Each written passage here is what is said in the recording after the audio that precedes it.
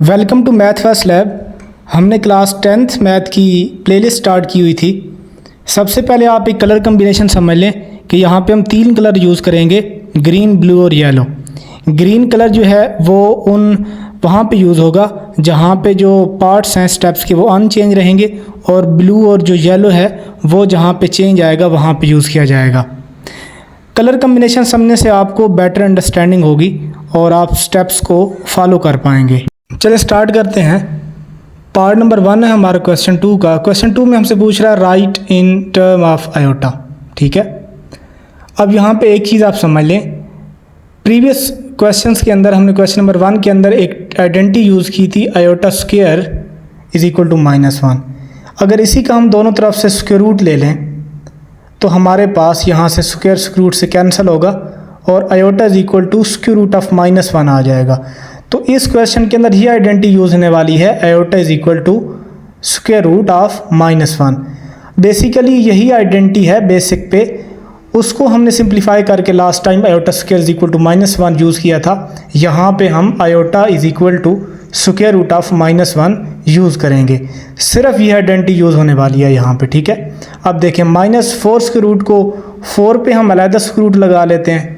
ठीक है, यहाँ पे हम 4 पे अलग स्क्वायर रूट लगा लेंगे और जो हमारा माइनस अंदर बचेगा उस पे हम अलग स्क्वायर रूट लगाएंगे। ठीक है, ये हमने 4 पे लगा लिया स्क्वायर रूट, और माइनस जो है वो सिंपल हम सिर्फ -2 नहीं लिखेंगे ना, हम -1 लिखेंगे क्योंकि 4 1s are 4 ही होता है।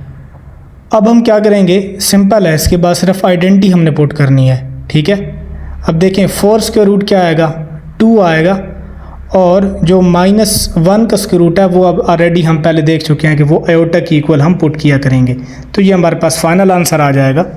सेकंड पार्ट है हमारे पास। अब देखिए यहाँ पे सिंपल है, 7 पे हम अलग स्क्वायर रूट लगा लेंगे, सेम पैटर्न फॉलो करेंगे, और -1 लिख के अलग स्क्वायर रूट लगा लेंगे। 7 स्क्वायर रूट ही आएगा। -1 स्क्वायर रूट क्या होता है, आयोटा की इक्वल होता है। बिल्कुल सेम पैटर्न फॉलो होगा तमाम क्वेश्चन में। ठीक है, तो ये हमारा फाइनल आंसर आ जाएगा। आयोटा स्क्वायर 7 से पहले हम लिख सकते हैं, बाद में भी लिख रहे हैं तो कोई इशू नहीं है। ठीक है, नेक्स्ट पार्ट है, यहाँ पे देखें, एक दफ़ा सेम लिख लें क्वेश्चन को दोबारा। 2/5 सेम लिखेंगे। 16 पर अब हम सेम पैटर्न है, 16 पर अलग स्क्वायर रूट लगाएंगे, ओके, और -1 पे अलग स्क्वायर रूट लगा लेंगे। तो ये 16 का जो स्क्वायर रूट है वो 4 आएगा, और -1 स्क्वायर रूट आयोटा पुट करेंगे, तो ये फाइनल हमारे पास आंसर आ जाएगा। ठीक है, नेक्स्ट पार्ट है,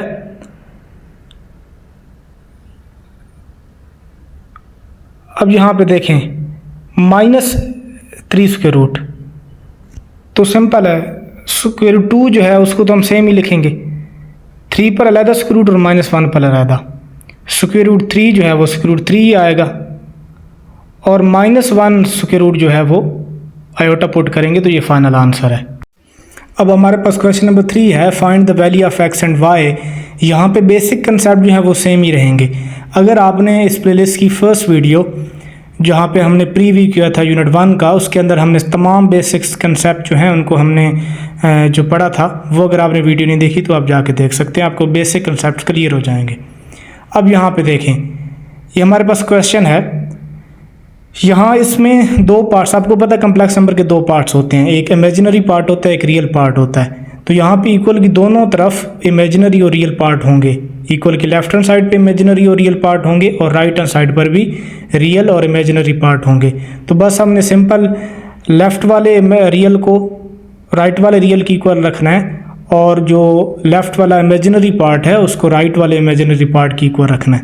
ये रियल पार्ट है हमारे पास, ये हमारे पास इमेजिनरी पार्ट है।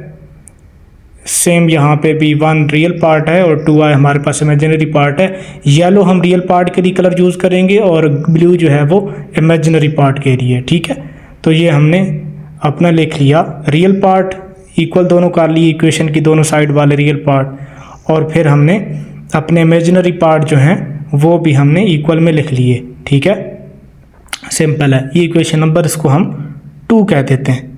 ठीक है, अब अब हम अपने रियल पार्ट को सॉल्व करके वहाँ से x की वैल्यू निकालने लगे हैं। देखिए 2x सेम लिखेंगे, 5 को अगर यहाँ पे देखें तो प्लस हो रहा है और दूसरी तरफ जाके माइनस होगा। देखें जो शुरू में बात बताई थी, ग्रीन कलर जहाँ पे कुछ चेंज नहीं आ रहा, 2x चेंज नहीं हो रहा तो ग्रीन कलर यूज़ कर रहे हैं, जहाँ पे चेंज आ रहा है वहाँ पे येलो या ब्लू यूज़ कर रहे हैं। ठीक है, तो ये माइनस हो जाएगा 5 जाके और ये -4 आंसर आएगा। अब यहाँ पे देखिए 2 मल्टीप्लाई हो रहा है तो दूसरी तरफ जाके क्या होगा, -4 के साथ डिवाइड, तो ये हमारा जो आंसर आएगा x का -2, x की हमारे पास वैल्यू आ गई। अब हमने y की वैल्यू फाइंड करनी है, तो y हमारा इमेजिनरी पार्ट वाली जो इक्वेशन है वहाँ पे पड़ा हुआ है, इक्वेशन नंबर 2, तो उसको हम सॉल्व करेंगे, एओटा कैंसिल करेंगे, बाकी लिख लिया। अब यहाँ पे देखें -3 इधर माइनस हो रहा है, इक्वल की दूसरी साइड पे जाके प्लस हो जाएगा, तो ये हमने प्लस में लिख लिया +3, जो 5 आंसर y का आ गया। तो इस तरह हमारा ये क्वेश्चन सॉल्व हो गया। इसके बाद नेक्स्ट पार्ट है हमारे पास, कलर्स को फॉलो करना है। अगर आप कलर्स को फॉलो करेंगे तो आप बेटर अंडरस्टैंड कर पाएंगे और आप ये भी जो है वो फोकस पे रखेंगे और आपको पता चलेगा कि चीज़ें रिपीट हो रही हैं क्वेश्चंस के अंदर और पैटर्न किस तरह से चल रहा है। ये हमने रियल पार्ट दोनों के लिख लिए इक्वल में, ठीक है, ग्रीन में, ब्लू में हमने इमेजिनरी पार्ट लिख लिए, ठीक है। अब पहले येलो कलर यानी कि जो रियल पार्ट है उसको सॉल्व करेंगे। 2 प्लस हो रहा है, दूसरी तरफ जाके माइनस होगा, तो हमारे पास आंसर आएगा 3 इधर मल्टीप्लाई हो रहा है, उधर जाके डिवाइड होगा, ठीक है। 3 यहाँ से मल्टीप्लाई हो रहा है एक्स के साथ, उधर जाके डिवाइड होगा, तो ये हमारे पास एक्स की फाइनल वैल्यू। अब वाई के लिए इमेजिनरी पार्ट लिखेंगे, आयोटा से कैंसिल करवाएंगे, तो ये हमारे पास बचेगा, वो हमने लिख लिया। माइनस अंदर शिफ्ट होगा, ठीक है, साइन चेंज करेगा, 4 का साइन प्लस से माइनस बना देगा और y का साइन माइनस से प्लस बना देगा और 3 उधर सेम लिख लिया। अब -4 इधर माइनस हो रहा है, 4 इक्वल की दूसरी साइड पे जाके क्या होगा, ये प्लस, y = 3 + 4, तो हमारा जो आंसर आ गया y का 3 + 4 7 आ गया। अब इस पार्ट में ये फ़र्क है कि आयोटा हर तरफ आया हुआ है, ठीक है, इमेजिनरी मिक्स हुए हैं सारे, आयोटा हर तरफ आया हुआ है, तो यहाँ से हमने रियल और इमेजिनरी पार्ट को अलग करना, ये हमारा पहला टास्क है। एक दफ़ा हम क्वेश्चन तो वैसे ही लिख लेंगे।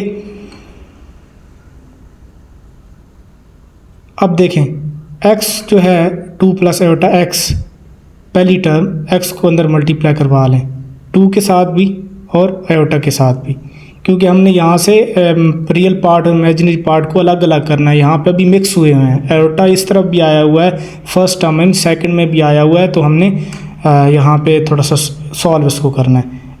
ये x को 2 से मल्टीप्लाई करवा दिया आयोटा से, y को 1 से भी करवा दिया, -2 आयोटा से भी, और 3 + 4 आयोटा हमने सेम लिखी है। कलर को फॉलो करें, ठीक है, कलर्स को लाजमी फॉलो करें।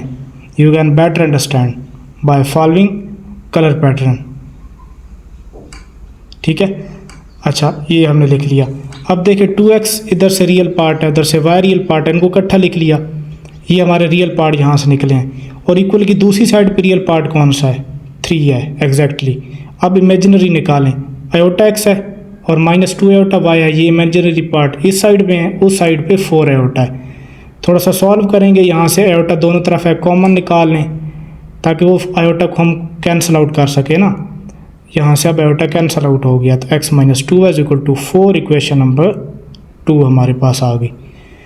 अब इक्वेशन नंबर 1 और 2 को देखें, यहाँ पे x y दोनों तरफ आए हैं, उस इक्वेशन में भी इसमें भी। पहले क्या होता था, इक्वेशन 1 में सिर्फ x होता था और 2 में सिर्फ y होता था, तो अब क्या होगा, अब ये होगा कि हम दोनों को ऐड या सब्ट्रैक्ट करेंगे, लेकिन हमें किसी एक वेरिएबल के कोफिशिएंट एक जैसे बनाने पड़ेंगे। तो इक्वेशन 1 में देखें x का कोफिशिएंट 2 है, तो इधर भी x का कोफिशिएंट 2 बना लेते हैं, 2 को दोनों तरफ मल्टीप्लाई करवा लेते हैं इक्वेशन के।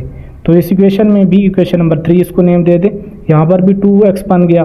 अब इन दोनों को सब्ट्रैक्ट करेंगे तो x जो वेरिएबल है वो कैंसिल हो जाएगा, सिर्फ y रह जाएगा, तो फिर हम y की वैल्यू वहाँ से निकाल सकते हैं, ठीक है, क्योंकि 2 वेरिएबल इकट्ठे एक इक्वेशन में हो तो नहीं निकल सकती वैल्यू उनकी। तो ये सब्ट्रैक्ट के करते हैं तो साइन चेंज करते हैं, ये 2x से कट गया और y प्लस का है और प्लस का 4y, 5y आंसर आएगा, इधर आएगा आप -5। अब 5 जो है y के साथ मल्टीप्लाई हो रहा है, इक्वल की दूसरी साइड पे जाके डिवाइड होगा, तो y का आंसर आ जाएगा -1।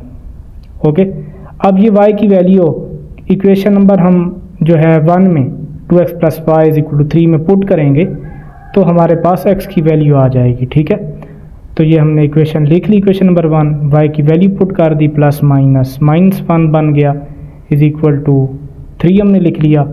यहाँ -1 है, उधर जाके +1 हो जाएगा और 4 आंसर आएगा। 2 इधर से मल्टीप्लाई है, उधर जाके डिवाइड होगा तो x हमारे पास 2 आ जाएगा। पार्ट नंबर 4 आपने खुद करना है, बिल्कुल आपने थर्ड पार्ट जो भी हमने किया उसको फॉलो करना है, उसी पैटर्न को, और आपने x y की वैल्यू फाइंड करनी है। If you have any problem feel free to ask me. Part number 5 भी आपने पार्ट 1 और 2 को फॉलो करते हुए कर लेना है। ठीक है, थैंक्स फॉर वॉचिंग वीडियो।